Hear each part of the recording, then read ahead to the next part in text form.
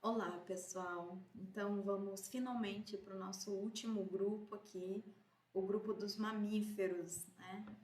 Esse é o grupo de vertebrados que eu acho que está mais dentro do nosso conhecimento popular, assim, que a gente tem um pouco mais de contato. Mas vamos lá.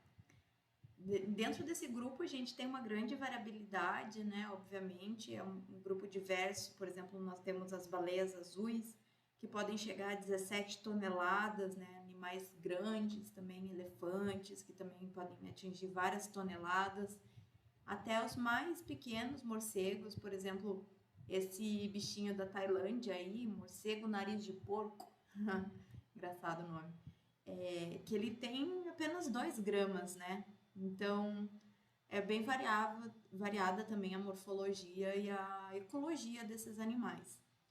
Eles não são assim tão variados em termos de números, assim, perto dos outros grupos de vertebrados que a gente já viu. A gente tem hoje em dia cerca de 5.700 espécies, né? Obviamente, cada dia a gente ainda está descobrindo novas espécies, especialmente roedores, né? É só alguém fazer uma genética. E eles, como eu já tinha falado, eles estão mais assim relacionado ao nosso conhecimento popular e tudo mais, até porque a gente tem animais domésticos que em geral são são pets, são domesticados, são mamíferos, por exemplo, gato, cachorro, hamster, né? Então estão próximos da gente e desde sempre eles são também utilizados, por exemplo, para vestimenta, né? Que as pessoas faziam roupas a partir da pele desses animais, ou também a caça para alimentação mesmo, né? Que até hoje ainda é bem forte, assim. Nós mesmos comemos frequentemente gado, né? E coisa do tipo. Voltando aqui na nossa filogenia, hoje então a gente vai estar olhando esse último grupo de amniotas, né, os mamíferos, que são justamente o único grupo de sinapsidas.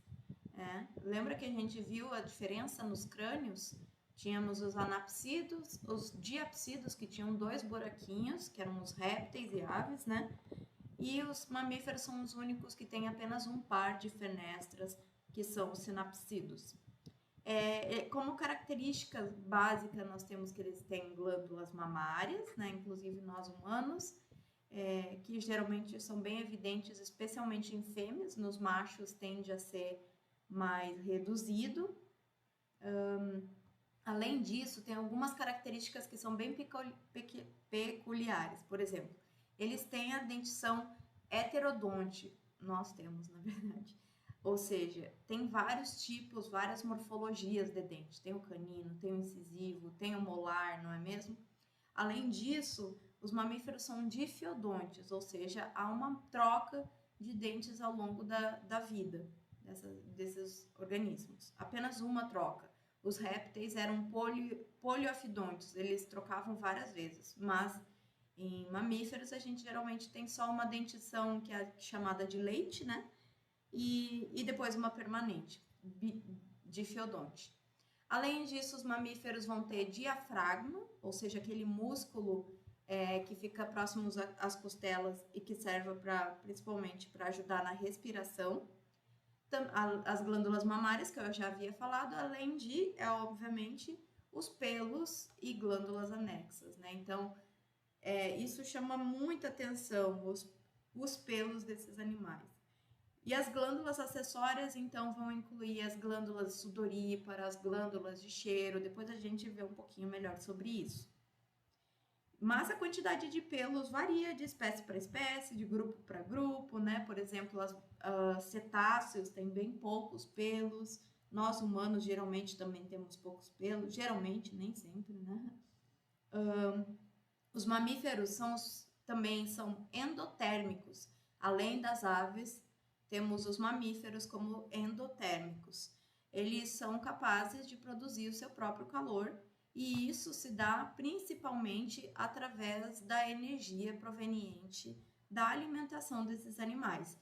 E é uma atividade que é bastante custosa tem um alto custo energético, tá? Então, esses animais comem muito também, justamente para conseguir atingir a endotermia. Além disso, o tegumento, no caso os pelos que estão ali no tegumento, vão ajudar com esse isolamento térmico. E quando é muito quente, também eles vão expelir o calor, o excedente, assim, através da sudorese, né, com a eliminação de água também. Já havia falado, né, são heterodontes, ou seja, dentes diferenciados. Além disso, eles são tecodontes. O que isso quer dizer? Quer dizer que os dentes estão inseridos na mandíbula em um alvéolo, que é como se fosse uma cavidade no osso onde fica esse dente. Portanto, eles são bem fortemente fixados nessa mandíbula e eles conseguem se alimentar de coisas bem rígidas e tal. Tem bastante força para estraçalhar seus alimentos, coisas desse tipo. Já havia falado aqui, eles são difiodontes, né? Tem os dentes de leite e os dentes definitivos. Além disso, aqui a gente tem dois crânios, o de um réptil e o de um mamífero. Nos répteis, a mandíbula era composta por vários ossos, vocês estão vendo aqui embaixo. E agora, nos mamíferos, que é essa imagem da esquerda, ela é inteira, o dentário é inteirinho. E isso faz também com que esse osso seja mais forte e facilite uma mordida bem forte. Além disso, existe uma articulação que vai conectar aqui esse dentário junto com o osso escamosal. Essa articulação dentário-escamosal é muito característica de mamíferos, tanto que quando ela é presente em animais fósseis, as pessoas conseguem identificar que se tratava de um mamífero.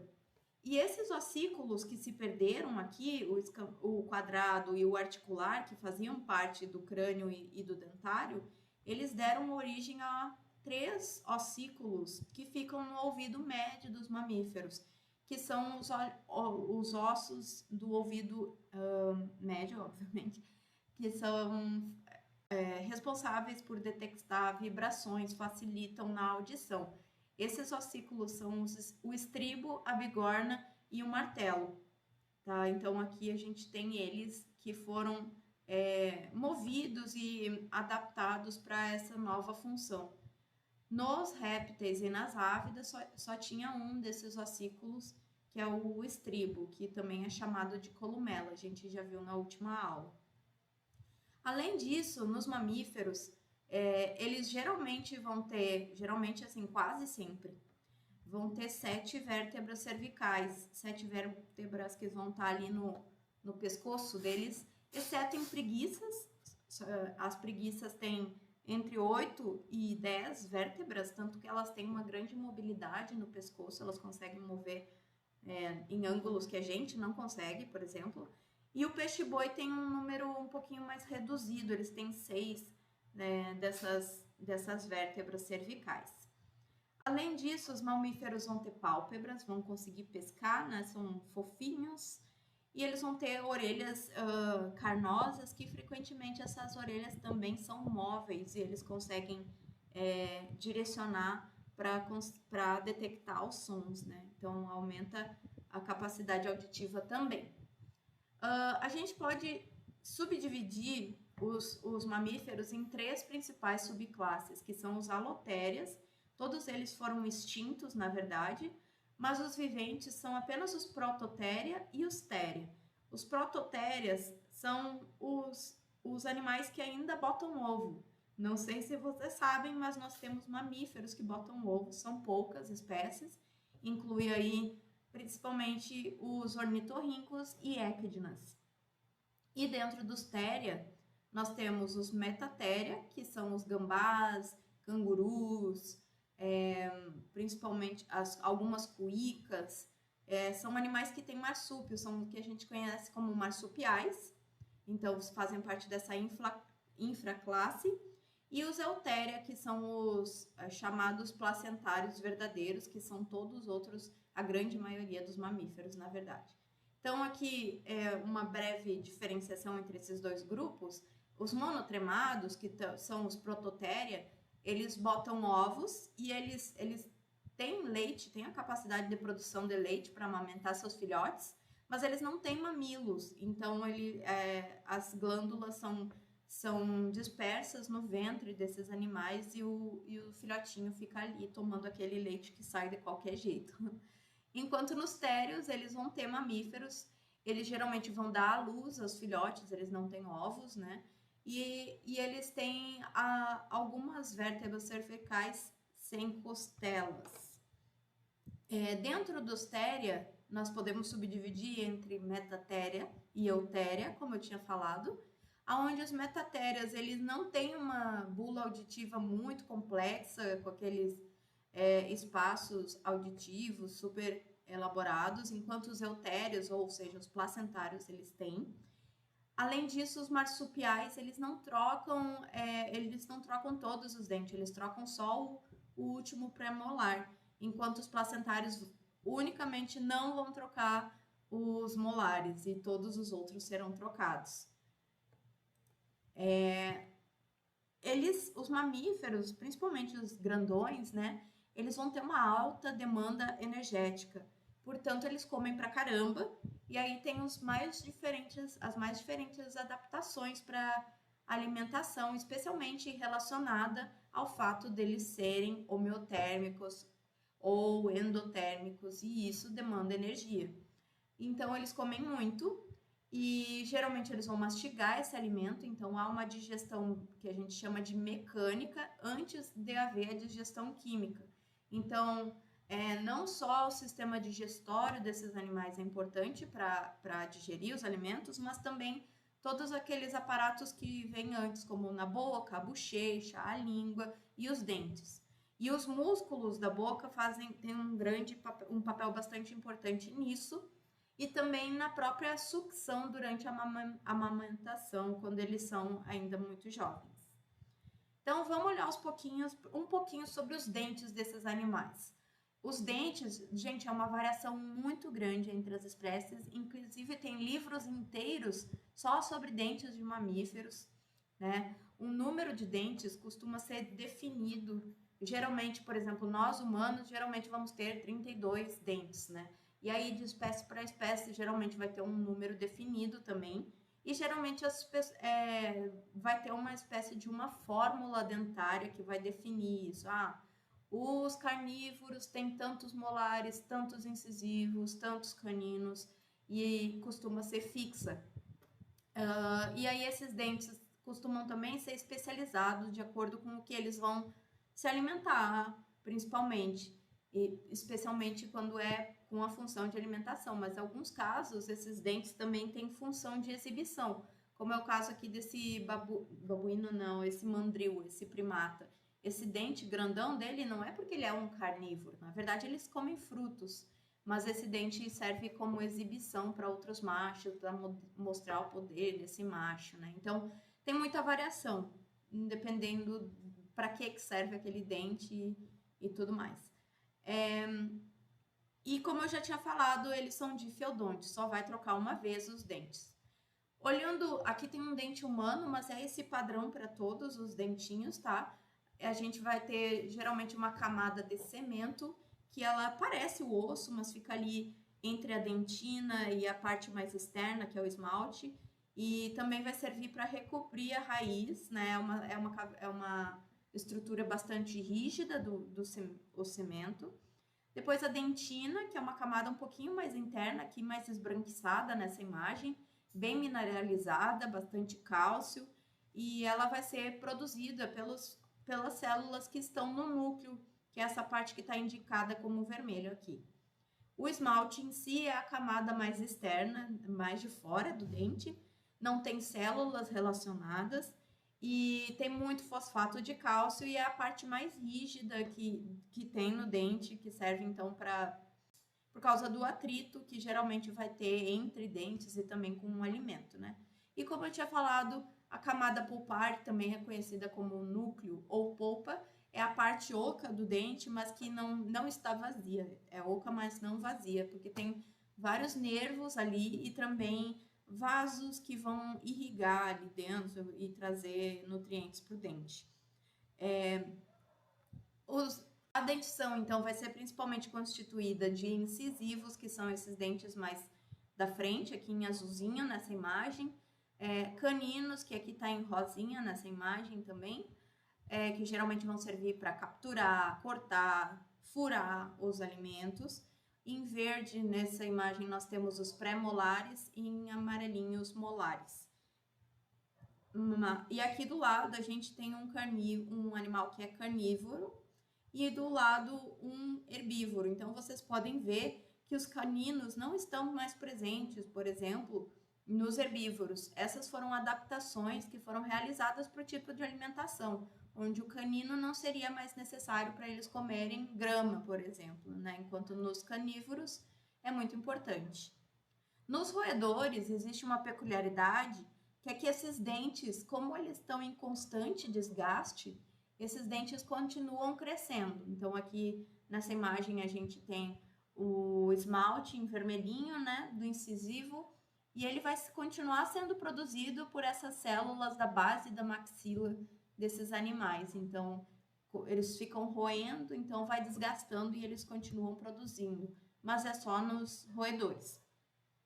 E a gente consegue também ver algumas diferenças nos dentes de acordo com a dieta dos animais. Então, se a gente achar uma arcada dentária por aí, a gente consegue imaginar mais ou menos o que eles comeram. Por exemplo, os molares dos onívoros e frugívoros, eles tendem a ter pelo menos 4 cúspides, como nessa imagem E aqui, né? Enquanto em outros animais, principalmente os carnívoros, vai ter 3 cúspides. Quando a gente tem animais que são exclusivamente herbívoros, eles tendem a ter 4 cúspides também, mas tendem a ser bastante robusto e com mais esmalte na parte de fora, até porque ele tende a desgastar com o tempo, porque eles estão o tempo todo mastigando muita folha. Os herbívoros tendem a comer muita folha para suprir suas demandas energéticas. E aqui eu já tinha mostrado os dentes de carniceiros, né, de carnívoros, eles tendem a ter os molares mesmo, que são mais pontiagudos, né, justamente para continuar estraçalhando aí essa comida. Além disso, nos herbívoros, eles têm 2 tipos de digestão nos herbívoros ali. Agora saindo dos dentes e indo para essa parte mais de digestão mesmo deles. Nos herbívoros a gente vai ter principalmente os monogástricos e também os digástricos. Vamos ver os monogástricos primeiro. Os monogástricos, eles vão ter um estômago ali que vai estar fazendo o seu papel na digestão desses alimentos rico em folhas, né? A gente tem aí os elefantes e as antas, que são perissodáctilos, eles têm esse tipo de digestão.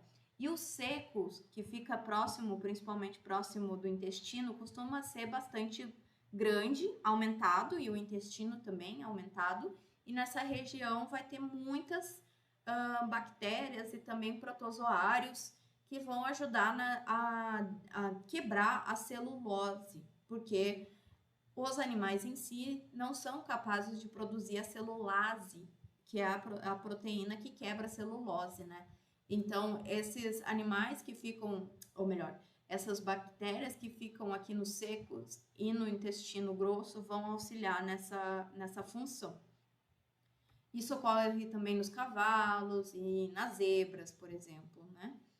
Então, eles precisam de muito, como eu já tinha falado, eles vão comer muito, justamente porque esses alimentos que eles consomem tendem a ser mais fibrosos e menos calóricos, com menos açúcares, menos ricos nesse aspecto. Então, eles comem muito para poder suprir a sua demanda energética.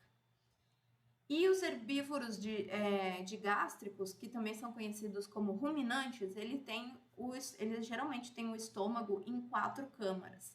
E aí aqui a gente encontra os artiodáctilos, principalmente, que são o boi, os cervídeos, né, os veados, também carneiros. Eles têm, então, o estômago dividido em rumen, e retículo, principalmente, e quando eles consomem, vai passar pela boca, vai chegar pelo esôfago, e geralmente eles vai passar ali no rumen, onde há um primeiro momento de fermentação, onde as bactérias anaeróbicas vão ajudar nessa quebra, né? Só que ainda não é o suficiente, geralmente eles vão voltar, vão regurgitar, digamos, aquela bola de alimento, volta para a boca do animal, o animal volta a fazer digestão mecânica com os dentes, engole de novo, passa novamente pelo rumen e então vai passar pelo retículo, que é outra das câmaras. Nessa câmara também vai ter ainda mais bactérias, e aí sim ele vai passar para o restante do estômago ali, que é o omaso e o duodeno, então, abomaso e o duodeno, onde vai acontecer a absorção dos nutrientes que finalmente foram digeridos. Então, aqui, só mostrando para vocês a continuidade disso, né, que existe a fermentação no rumen e no retículo. Após a fragmentação da quebra da celulose, vai para o terceiro e quarto estômago, que são, no caso, o omaso e o abomaso, e só depois a absorção desses nutrientes. E se a gente compara o intestino de animais, a gente geralmente vai ter, de forma geral, sem ser os ruminantes, a gente tem que nos herbívoros o intestino e o estômago também, né? Ele tende a ser muito maior do que nos carnívoros, né? Porque no carnívoro os nutrientes ficam mais rapidamente disponíveis, né? Enquanto nos herbívoros há uma demanda para quebrar melhor essa celulose. Então, também o seco tende a ser bem mais elongado do que é nos carnívoros.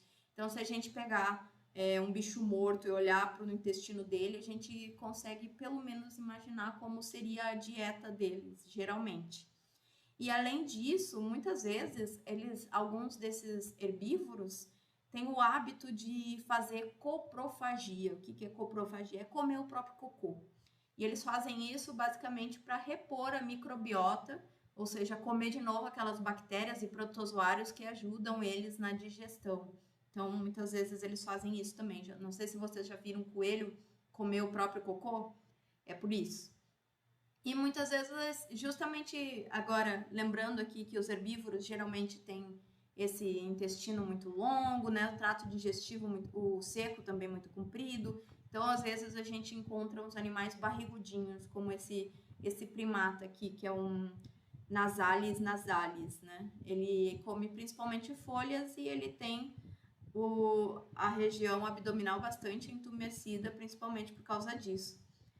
E ele também, o sistema digestório dele também tem uma rica microbiota que vai ajudar a quebrar esses alimentos desses animais.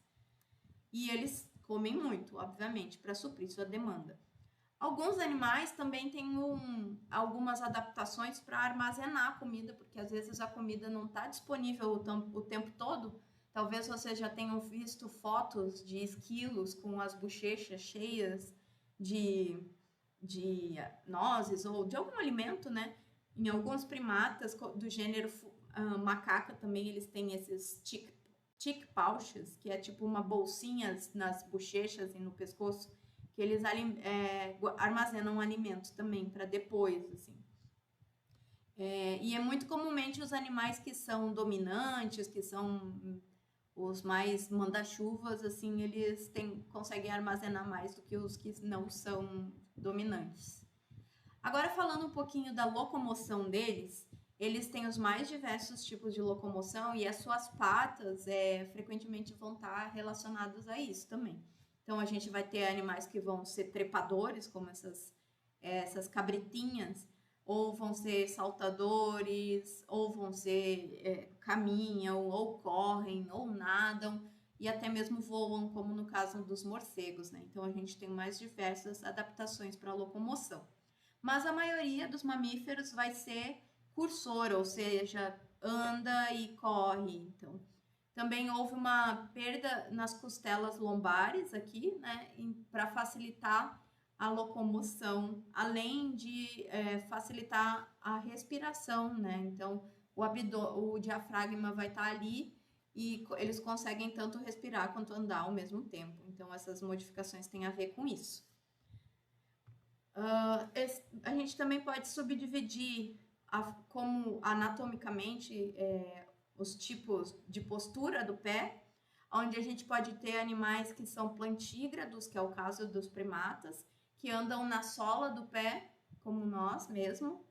Também animais que sejam digitígrados, né, que ponham a maior parte da força do seu corpo nos dígitos, que é o caso de carnívoros, por exemplo, ou ungulígrados, que são animais que tiveram modificações nas suas patas para ampliar as unhas deles e então depositar a maior parte do peso corporal nessas unhas, que é o caso, por exemplo, de cavalos e anta.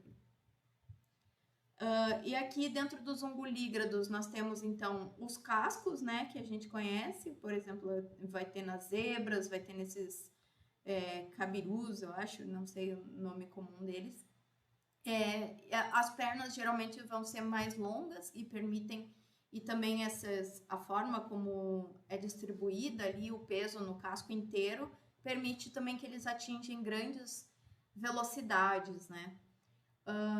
E tanto é que a gente não tem muitos mamíferos que são migradores, mas entre os animais migradores de mamíferos que a gente tem, geralmente são ungulados, que fazem essas grandes movimentações. Provavelmente também porque eles têm essa capacidade por causa dos pezinhos deles.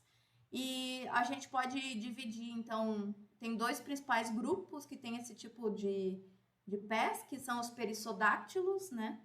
E também os artiodáctilos. Então, o perissodáctilo, ele geralmente vai ter 1 ou 3 dedos, e o artiodáctilo, né, que inclui os porquinhos, veados, então eles vão ter 2 a 4 dedos.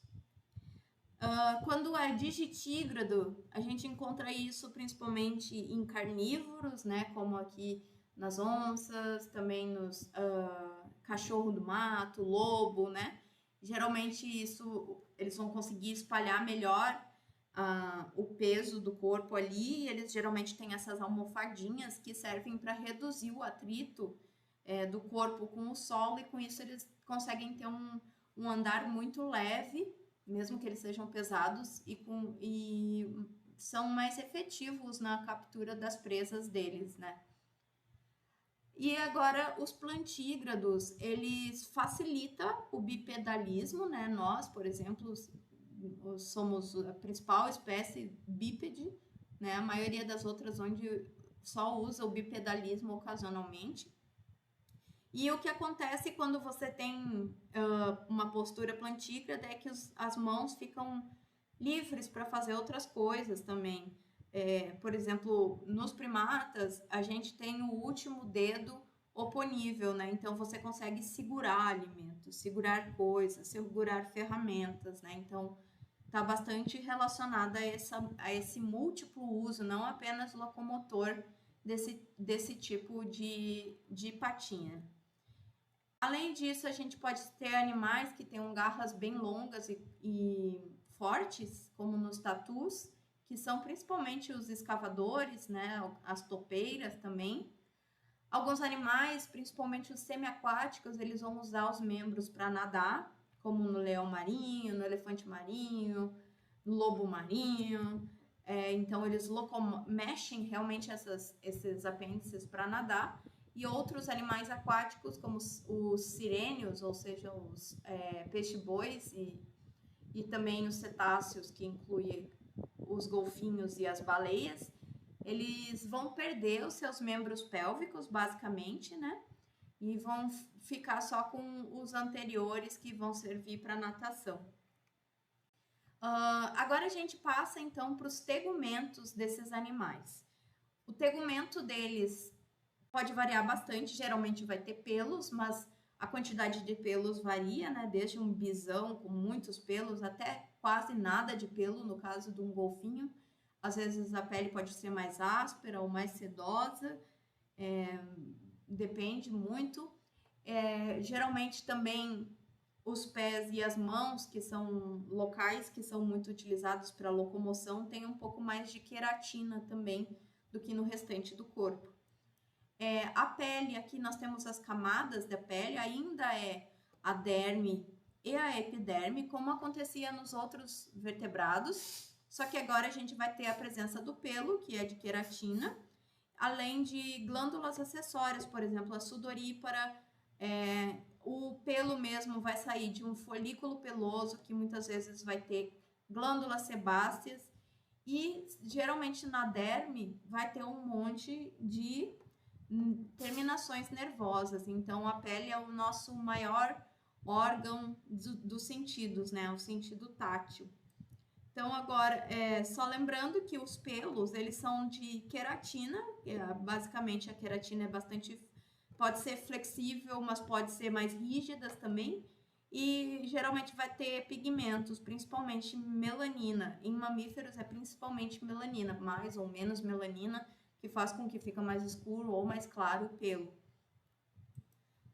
Além disso, a gente pode subdividir os pelos desse corpo dos mamíferos em subpelo, que é uma camada mais abaixo, mas geralmente os pelos são mais curtos, mais sedosinhos. Ele serve principalmente para manutenção da temperatura corporal, e enquanto tem um sobrepelo, que é a mesma coisa que pelos guarda, que ele serve principalmente para proteção. E quanto ao subpelo, geralmente nos animais aquáticos, como é o caso dessa ariranha da foto, eles podem ser tão densos, que quase deixam a ariranha seca por baixo do corpo dela, assim, a água não chega até a pele em si, sabe? Porque o pelo faz uma grande camada. E a função do pelo a principal, eu acho que é justamente como isolante térmico, né? Essa é a principal razão, eles são endotérmicos, mas também pode servir como camuflagem. Por exemplo, dependendo da coloração, né, do pelo, aqui nós temos uma zebra. Uma zebra sozinha não é camuflada, mas quando elas estão em bandos, em grande, fica difícil saber quem é quem, né? O negócio fica meio diluído ali. Então, é um tipo de camuflagem. Mesmo o padrão de coloração das onças, quando eles estão contra a vegetação, é difícil de ver esse padrão, né, do amarelado, mas com as rosetas meio marrons. É difícil de contrastar contra o ambiente. E também pode servir para manutenção de interações sociais, dependendo da cor deles, né? Por exemplo, em mandrios, que é aquele primata, a coloração pode variar muito, e essa coloração pode variar se é um macho mais poderoso ou menos poderoso, ou seja, dominante ou não dentro do grupo. Então, a coloração do pelo também pode ter uma função de comunicação social. E muitas vezes elas podem variar, serem trocadas. Por exemplo, no caso dessa lebre do Ártico, ela pode ter normalmente um padrão de coloração desde mais branquinha até mais amarronzada. Geralmente ela vai ter a coloração de pelos brancos durante o inverno, né? Que neva, então elas ficam menos evidentes contra o ambiente onde elas estão. Também esse pelo tende a ser mais denso, mais fofinho, né? Para proteger elas do frio, enquanto no outono e verão elas ficam mais da cor do solo, mais amarronzadas. Algumas outras colorações seria como se fosse uma coloração aposemática, como uma espécie, chamam de gambá, mas ele na verdade ele é um carnívoro, esse bichinho, que até tem um desenho animado que chama Pepe Le Pew, eu acho. E eles têm glândulas odoríferas perto do ânus, que eles podem soltar esse cheiro, e ele é adstringente, os predadores não gostam, né? E a coloração dele, esse preto com branco bem contrastante, seria uma forma de avisar: não chega perto de mim, porque você não vai gostar. Alguns pelos têm uma função sensorial, tátil, né, como as vibriças, que a gente muitas vezes encontra nos nossos gatinhos, em roedores, também nos peixe-bois, né, esses pelinhos aqui perto da boca dele, é basicamente sensorial. E alguns pelos são modificados para defesa também, como é o caso dos espinhos presentes em ouriços e também... Como é que chama? Ouriço e porco-espinho, né? É um nome comum para esses animais. Alguns animais, como eu já tinha falado, praticamente os pelos sumiram, como no caso dos cetáceos e também dos armadilhos ou tatus e pangolins, que eles têm esses escudos que servem para proteção, mas não os pelos, como a gente conhece. Agora, pensando nas glândulas, as glândulas, elas são bem importantes dentro de mamíferos, né? A gente tem aí dentro desses tipos as sebáceas que ficam geralmente junto com o folículo peloso, ele vai servir basicamente para lubrificar a pelagem e também para não entrar água ali, então fica um pouco mais impermeável, e também para termorregulação. Geralmente vai ser, essas glândulas sebáceas são ausentes nas palmas da mão e na sola do pé. Depois nós temos as glândulas écrinas, que são relacionadas à sudorese. A sudorípara também servem para manutenção da temperatura, né? Vai sair, geralmente com a água sai o calor também. E ele só vai haver secreção de fluidos aquosos, enquanto nas glândulas sebáceas vai sair uma gordurinha, um sebo, né, que a gente chama. É uma coisa mais, é um lipídio. Enquanto aqui nas glândulas sudoríparas ou écrinas é um líquido realmente que sai, e às vezes pode ter alguns sais juntos no máximo, assim. E por fim a gente tem as glândulas apócrinas, que elas são parecidas também, geralmente tem esse padrão mais enroladinho, vai secretar também substâncias líquidas e voláteis, né, gasosas, assim, que muitas vezes têm cheiros associados. E na espécie humana e vários outros animais, muitas vezes essas glândulas são específicas para locais específicos do corpo desses animais. Por exemplo, em humanos, geralmente fica perto das axilas, perto da região genital, né? E os líquidos e odores que saem dali geralmente vão ser mais acentuados quanto mais próximo da puberdade. Mas em ungulados, aqui a gente tem uma imagem de um cavalo, ela serve também para transpiração, também serve para termorregular, né? Essas mesmas glândulas. E aí, algumas outras glândulas de cheiro também podem estar presentes nos mais diversos animais, né? Elas são derivadas dessas glândulas apócrinas e elas podem produzir secreções que sejam mais com lipídios, ou seja, gordurinhas, né? Mas também com os voláteis e podem estar em locais específicos desses animais. Aqui a gente tem uma foto de um sauim de coleira, um menininho, né? Aqui tem o testículo, aqui tem o pênis dele e logo acima eles têm uma glândula de cheiro, que não tem outra função senão liberar odores por ali. E essas glândulas, como eu já tinha falado, podem estar presentes nos... o pessoal chama de gambá, mas também pode ser chamado de cangambá. No Rio Grande do Sul chama essa espécie de zurrilho. Eles têm essas glândulas, principalmente na parte anal, e eles espirram ela, da mesma forma que esse leão aqui está soltando esse odor, muito comum nos felinos, né? Bastante forte e também, às vezes, próximo da região anal. Além disso, nós temos, obviamente, as glândulas mamárias. O número de mamilos, geralmente as glândulas mamárias vão estar associadas a mamilos, nem sempre, né? A gente já viu que as équinas não têm, os ornitorrincos não têm, mas geralmente tem os mamilos. E o número de mamilos vai variar, então, de espécie para espécie, né? De grupo para grupo. Nos humanos tem um par de mamas, em porcos pode ter uma fileira de mamas, e assim vai variando também. E geralmente tem a ver com o tamanho da prole que aquela mamãezinha vai ter, né? E como eu já tinha falado, geralmente essas glândulas vão ser mais evidentes nas fêmeas do que nos machos. Além disso, nós temos outros anexos da pele, né? Como as garras, as unhas, os cascos, os chifres, tudo isso é coisa de mamífero.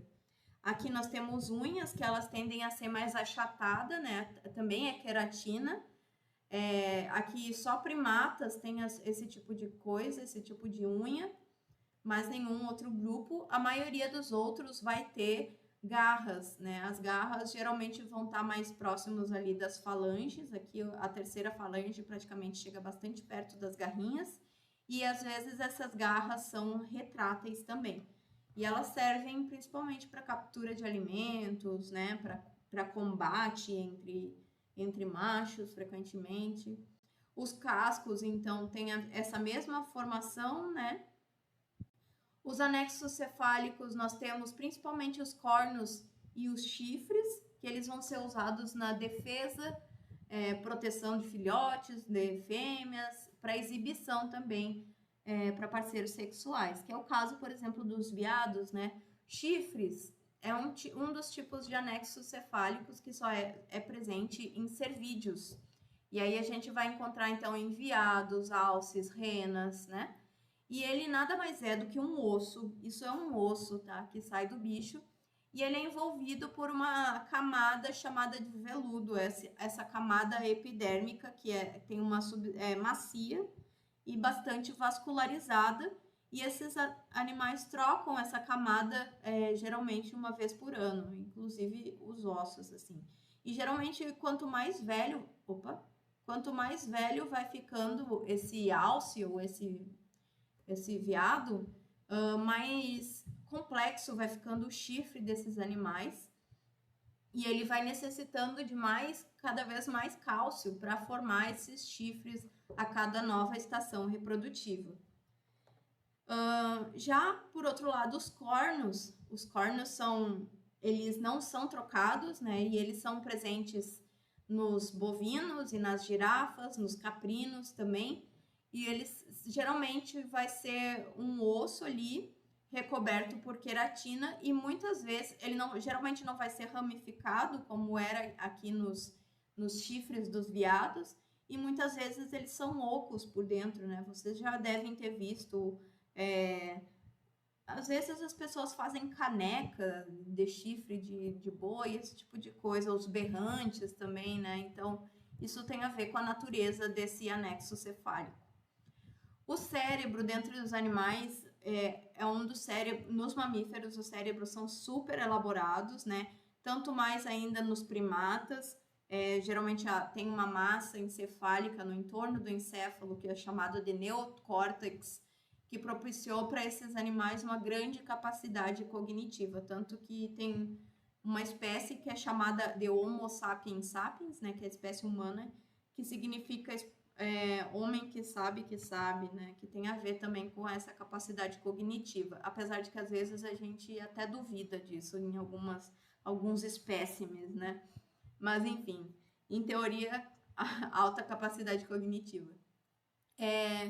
E também nos mamíferos, geralmente, eles são mais dependentes da olfação e audição do que da visão, tá? E aí a gente pode ver isso, por exemplo, nos cérebros deles. Aqui tem o cérebro de um coelhinho, aqui embaixo de um gato e aqui de um humano. Mas o trato olfatório, né? Aqui a gente está falando sobre a olfação, ele vai ser tanto maior quanto mais distante dos humanos, né? O bulbo olfatório está aqui bem pequenininho, no gato médio, enquanto aqui no coelho super grandão, assim. Então a gente consegue ver a importância de determinados sentidos para cada grupo de mamífero, também de acordo com o tamanho desse órgão, né? E a princípio, os mamíferos teriam surgido como animais noturnos, né? Um jeitinho de rato. Então a olfação nesse contexto seria bastante importante, mas depois passou a ser um pouco menos importante quando essas espécies passaram a ser mais diurnas, como é o caso dos primatas, e nós nos incluímos nisso. Como eu falei, nós evoluímos, os animais evoluíram de animais noturnos, então a capacidade visual deles, o número de bastonetes, por exemplo, os bastonetes estão bastante relacionados à sensibilidade de luz, então o número de bastonetes tende a ser muito alto, enquanto as de cones, que estão relacionadas à visão colorida, tende a ser um pouquinho menor, mas ele dá mais acuidade visual. Como eu falei, a audição, ela é bastante importante, né? Geralmente os animais têm essas orelhas grandes e móveis, E isso seria bom, assim, porque facilita uma comunicação a longa distância, né? Sem que os animais precisem chegar perto um do outro, podendo brigar, ou podendo ser um predador e tudo mais. Então, a audição é bem importante nesse grupo. E aqui a gente tem, mais uma vez, um ouvido médio, que no caso dos mamíferos, aqui está a orelha externa, dessa vez tem uma orelha externa, né? Que não tinha nos répteis. Não tinha nas aves, mas agora está presente nos mamíferos. E na orelha média tem esses 3 ossículos que eu falei, que auxiliam na propagação das movimentação das ondas, até passar pelo ouvido interno, e então na cóclea até chegar aos nervos auditivos que ficam logo ali atrás. Além disso, algumas espécies têm a capacidade de ecolocalização. A ecolocalização é como se fosse um sonar que inclusive indústria bélica, naval, usa, né, esse sonar, que é a emissão de um som e espera o retorno em forma de eco, e com base no tempo que demora para ir e voltar esse som, né, esse eco, o organismo consegue estimar a distância e às vezes até o tamanho também das presas que ele pode estar tendo acesso, justamente por causa desse eco. Isso é presente muito fortemente nos morcegos, são mais conhecidos por isso, mas também alguns golfinhos têm essa capacidade de fazer a ecolocalização. Agora, partindo para a reprodução vai ser sempre interna, né? Geralmente vai ter o desenvolvimento interno, então também desse filhotinho. E uma coisa que chama atenção, né, realmente a lactação e o cuidado parental muito prolongado desses grupos. Mas claro, o tempo vai variar de grupo para grupo. Em monotremados ou protéria, a gente ainda encontra casos de oviparidade, né? Aqui as equidnas são capazes de botar ovos. Os ornitorrincos, que é esse bicho estranho que parece até um bico que ele tem, né? Ele também põe ovos.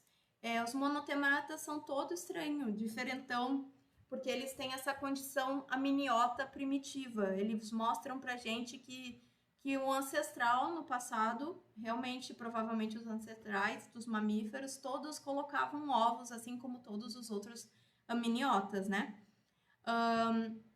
E geralmente, esse grupo vai ter um tempo relativamente curto de incubação dos ovos, que os filhotinhos vão crescer baseado no vitelo que está lá dentro, né? E depois que eles emergem desses ovos, geralmente há um tempo de amamentação. E eles não têm mamíferos, não têm mamilos, como eu tinha falado. Eles expelem esse leite pelo ventre, as fêmeazinhas. Os marsupiais, eles vão ter, geralmente, as fêmeas vão ter um aparelho reprodutor duplicado, 2 vaginas. O macho, portanto, também vai ter um pênis bifurcado, geralmente para fazer essa reprodução.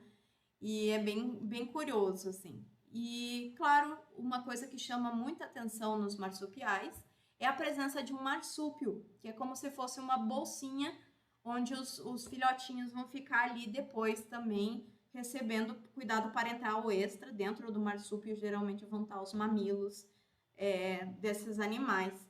O que acontece muitas vezes é que o período de gestação dentro de marsupiais é relativamente curto, mas o cuidado parental tende a ser longo, porque eles vão terminar de se desenvolver dentro do marsúpio. Nessa imagenzinha é um que a gente chama de wombat. É um tipo de marsupial que ocorre lá na Austrália. E aí o filhotinho está ali saindo do marsúpio da fêmea. E, por fim, os placentários, né, que geralmente eles vão ter uma gestação bastante longa com a placenta, que geralmente vai ser derivada do alantoide, lá das membranas, né? E nos placentários, geralmente a gestação vai ser prolongada, o embrião vai receber nutrientes da mãe, vai receber o oxigênio da mãe também, vai estar super irrigada aquela placenta, né? E aí, quando os filhotinhos nascem, eles geralmente nascem melhor desenvolvidos, mais bem estruturadinhos do que os filhotes de monotremata e marsupiália. Então, aqui a gente tem um gráfico que está um pouquinho apagadinho, mas aqui em cima tem monotremados, no meio marsupiais, embaixo placentário. Aí tem o momento da concepção e o tempo do nascimento. Então, aqui vocês podem ver que, na verdade, é assim. O nascimento é relativamente precoce nos monotremados e marsupiais, né? Então, a gestação é relativamente curta. E depois tem um longo período de lactação, onde as mãezinhas vão estar cuidando desse filhote até que eles se desenvolvam bem, abram o olho, estejam bem bonitinhos. Agora, nos placentários, a gestação tende a ser mais longa, às vezes até 12 meses, dependendo, por exemplo, numa baleia. E depois a lactação tende a ser um pouquinho mais curta, né, o período de amamentamento.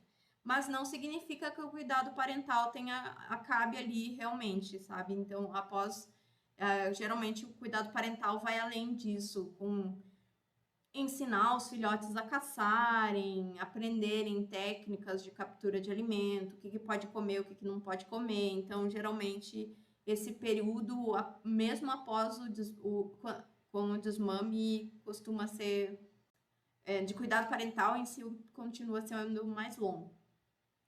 E agora vamos ver um pouquinho sobre a origem e a diversidade de mamíferos.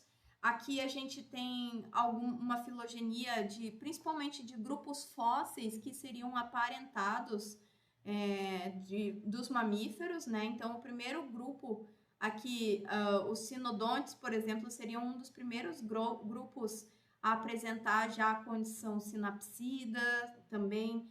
Eles já tinham aquela articulação do osso dentário bem característica ali dos mamíferos, mas os mamíferos, como a gente conhece mesmo, demoraram um pouquinho ainda para surgir. Então, aqui nós temos os sinodontes, né, que é esse grupo que teria surgido ali há cerca de 2.600 milhões de anos atrás. Eles fazem parte de um grupo conhecido como terapsidas. Ele seria quase um mamífero, ele tem condições ali que estão intermediárias, assim. Provavelmente ele já tinha mandíbulas, eles têm o crânio assim muito parecido com alguns crânios de mamíferos atuais. Provavelmente ele já tinha mandíbulas fortes e uma alta demanda metabólica. Ele parece que era um carnívorozão. E eles já eram heterodontes, já tinham dentes diferentes para funções diferentes.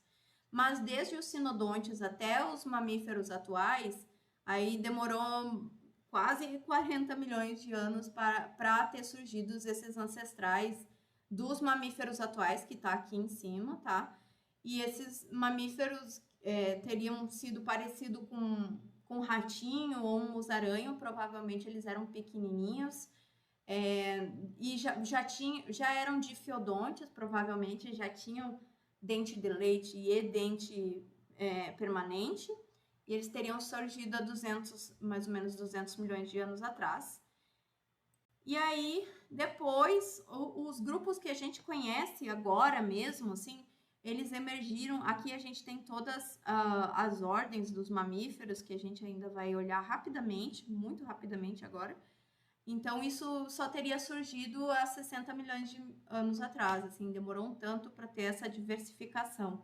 E muito provavelmente essa diversificação só ocorreu por causa da extinção dos dinossauros e muitos répteis, né? Então, os mamíferos passaram a utilizar um nicho, digamos assim, que estava vago, que estava disponível ali, já que os dinossauros tinham morrido. Então, como eu já tinha falado, dentro da classe mamália a gente vai ter 3 subclasses, que é a prototéria, metatéria e a eutéria. Né? Prototéria sendo os que botam ovo, o metatéria sendo os marsupiais e o eutéria sendo os placentários. Então, aqui está mais ou menos a gente pode ver a diversidade desses grupos. Aqui em azulzinho, um único grupo que é o monotremata, uma única ordem. Depois, em marsupiália, nós temos 7 ordens, né, que compreendem aqui. e depois todos o restante, 21 outras ordens, são os placentários. Começando então aqui com monotremata, né? A gente só tem esse grupo, essa ordem, mas tem essas duas famílias, a família das ecdinas, que tem esses espinhos, e a família dos ornitorrincos, né? Os ornitorrincos principalmente aquáticos, eles também têm esporão próximo da perna, eles são um dos poucos animais mamíferos que são venenosos, são poucos que tem um primata também venenoso, mas são raros os mamíferos que produzem substâncias assim. Dentro dos marsupiais, então, nós temos duas ordens de marsupiais que são da América, são os ameridelfios, geralmente a gente chama. Então, temos principalmente os gambazinhos, os de Delphimorphias, e também tem um outro grupo que ocorre nos Andes, que é Pauci tuberculata. E o restante, todas as outras 5 ordens são marsupiais australianos, que são chamados de Australidemorphia. Então aí a gente tem os cangurus, os koalas, o diabo da Tasmânia, muito lindinho, o umbete, tem todo tipo de marsupial possível. Foi aonde eles tiveram uma maior diversificação, né, na Oceania. Aí eu vou mostrar algumas outras ordens, mas não todas, tá, pessoal? Uma das ordens que a gente tem são os Dermoptera, são os colugos.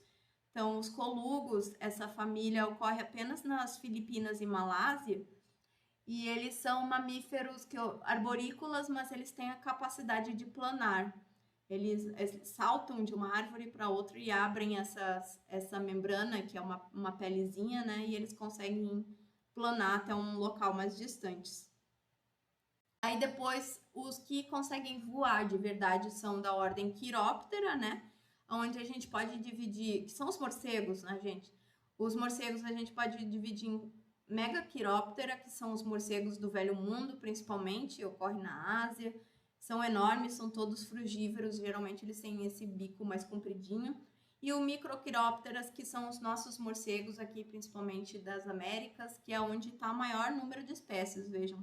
1.113 espécies, e mais uma vez, é só fazer uma genética que você vai ver que tem mais espécies, provavelmente. E aí, os morcegos que têm os sonares são só esses pequenininhos aqui, a maioria deles vão ser insetívoros e eles caçam seus insetos assim. Nós temos então uma outra ordem que é a Macrocelidae, que tem vários musaranhos conhecidos como musaranho-elefante, só que eles são minúsculos, não sei porque tem esse nome. A ordem Pholidota, que tem os pangolins, né? Os pangolins é curioso que eles não possuem pelo, já falei sobre isso, tem as escamazinhas ali, né? E eles também não têm dentes, porque eles são insetívoros e eles utilizam uma língua pegajosa para comer seus alimentos. Assim como os tamanduás aqui na América do Sul fazem, né?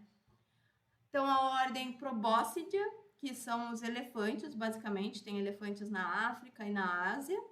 E no passado existiam também os mastodontes e mamutes que pertenciam a esse grupo, né? Cingulata, então o cingulata antigamente fazia parte do grupo Xenarthra, mas hoje é cingulata. São principalmente os tatus, são todos americanos. Hoje em dia tem cerca de 20 espécies, sendo que no Brasil deve ter algo como 10 espécies. Também dentro do grupo, temos no grupo Pilosa os tamanduás, que tem principalmente 2 famílias, Mimercophagidae, que inclui o tamanduá mirim e o tamanduá bandeira, e o Cyclopedidae, que inclui os tamanduás, que são muito pequenininhos. Aqui está escrito que tem uma espécie, mas eu acho que já foi dividido em pelo menos 5 espécies, eu acho, esse grupinho. Nós temos o grupo Rodentia, que é mais de 40% de todas as espécies existentes. Tem rato pra caramba nesse mundo, de todo tipo, de todo tamanho, que come qualquer coisa. Tem rato que come folha, tem rato que come grão, tem rato que caça, tem rato que come peixe. Então, tem todo tipo, realmente. E aqui na nossa região, os mais comuns também são as pacas, cutias e os esquilos, né? Nós temos a família Pilosa. Gente, a Pilosa ainda. Pilosa é junto com os tamanduás, tá? É porque tá desorganizado aqui. Mas dentro de Pilosa nós temos também as preguiças, né? Eles fazem parte da mesma ordem, só que daí as preguiças são de duas outras famílias, que é a Bradypodidae e Megalonychidae. Então, as preguiça de bentinho, preguiça real, que é comum aqui na nossa região. Temos a ordem Sirenia, que inclui os peixes-bois, né? Tem o peixe-boi marinho, o nosso peixe-boi aqui da Amazônia, e também o do gongo, que é esse cara que é quase um peixe-boi, só que ele é marinho, também ocorre na Oceania, se não me engano.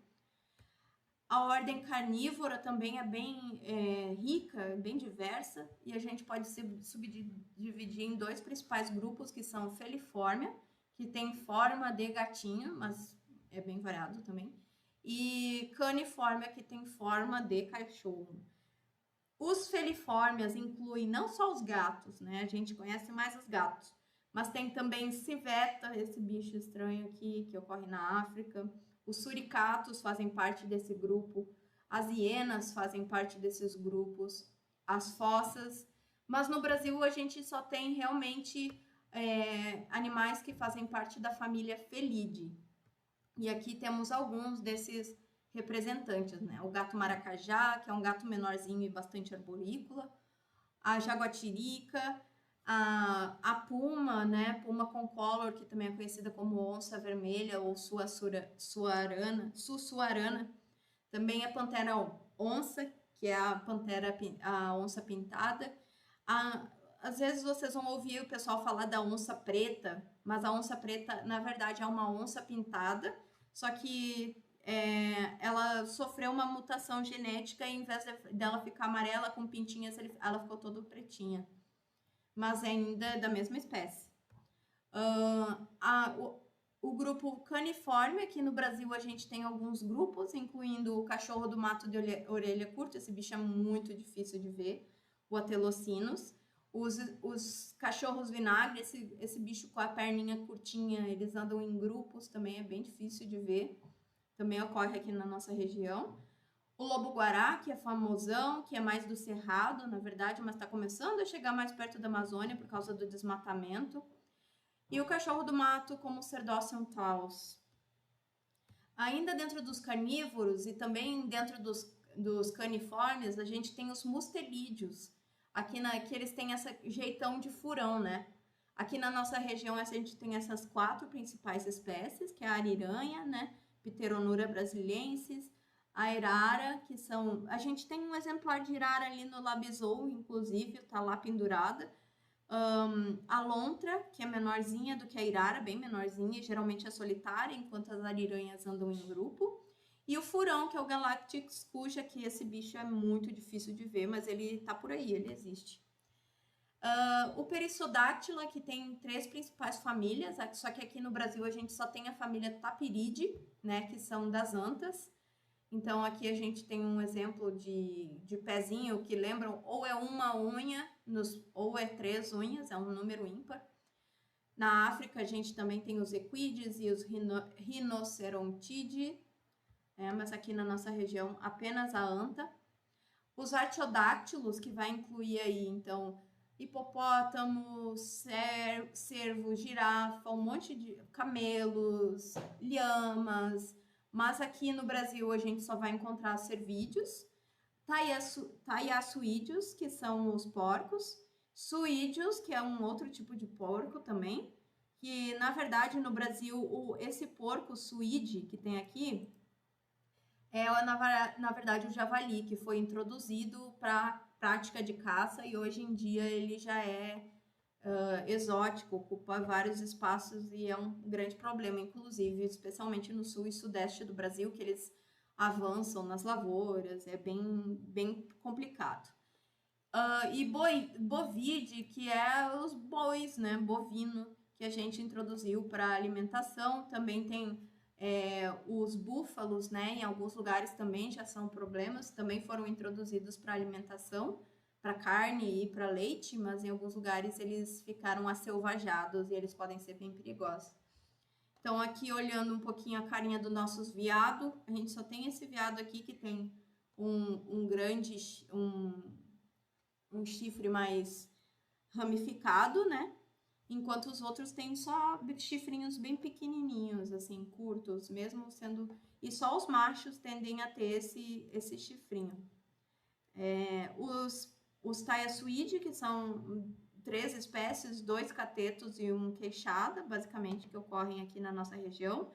Os queixadas ocorrem em grupos muito maiores do que dos catetos. Os catetos geralmente até uns 10 no máximo, e ele é bem menorzinho. E ambas as espécies são muito caçadas. Agora, a ordem cetáceas, a ordem cetácea, então, vai incluir, na subordem Mysticeti, a gente tem as baleias, que elas não têm dentes.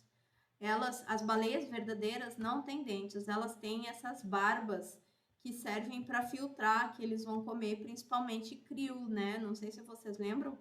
Então, a orca, por exemplo, a baleia assassina, ela não é uma baleia. A orca, na verdade, faz parte desse outro grupo aqui, que é o Odontocete, que é o grupo dos golfinhos. Então, todos esses aqui vão ter dentes, incluindo o boto cor-de-rosa, né? Esses dois é o que a gente tem aqui na região, né? Que é o boto rosa, e o tucuxi, que é o Sotalia fluviatilis. E, por fim, a ordem primates, que ocorre quase 600, eu acho que já tem umas 600 espécies no mundo hoje em dia, distribuída principalmente nas regiões tropicais, comem bastante frutos, né? Tem uma alta demanda metabólica, então precisa de áreas bem produtivas, geralmente.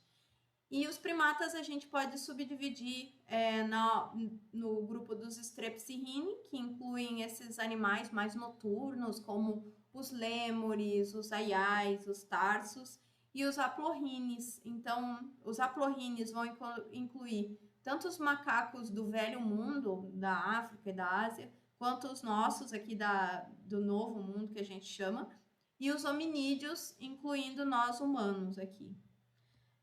Aqui a gente tem alguns Strepsirrhini, eles ainda têm os focinhos, né? Geralmente o macaco não tem um focinho tão comprido, mas os Strepsirrhini sim. Seria um grupo mais antigo dentro do grupo primatas. Depois a gente tem os Platyrrhines, que são os macacos do Novo Mundo, fazendo parte ainda dos Aplorrhini. Nós temos esses dois grupos, Platyrrhini e Catarrhini, sendo os Platyrrhini os que a gente tem aqui nas Américas, né, incluindo várias famílias, Cebide, Pithecide, Callitrichide, a gente pode olhar várias fotinhas se quiser.